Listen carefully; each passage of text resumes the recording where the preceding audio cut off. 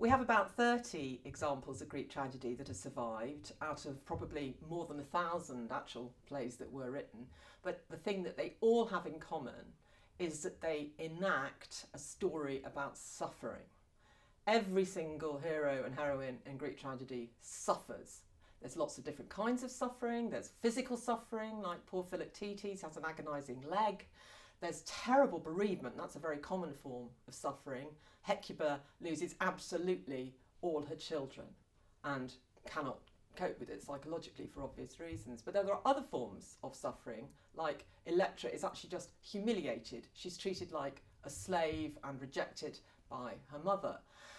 But the difference between Greek tragedy, which enacts suffering, and some other forms of enacted suffering, for example, some forms of pornographic violence, yeah?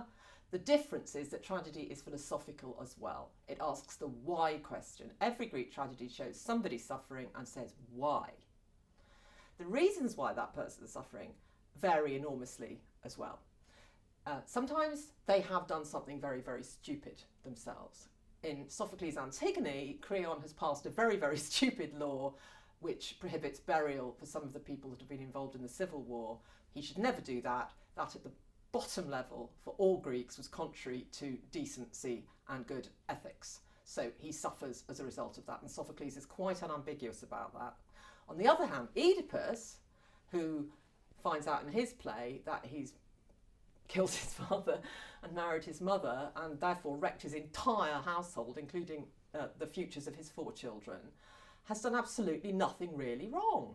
I mean, he's got a nasty temper and he once responded with aggressive violence to aggressive violence, but you could well defend that in court as self-defence. He's not a particularly nice character, but that does not make him somebody suitable for the punishment as heavy as discovering that you are this incestuous father killer. So you have a whole spectrum between Creon, who's done something very stupid, and Oedipus, who has done absolutely nothing wrong for the reasons for the suffering. And there's a whole spectrum. Sometimes it's another human, sometimes it's a specific god who's just come after you. In Hippolytus, Aphrodite's just come after Hippolytus and his family. There are all kinds of other reasons, but every tragedy asks that question, why is that suffering happening, and gives you at least a suggested answer.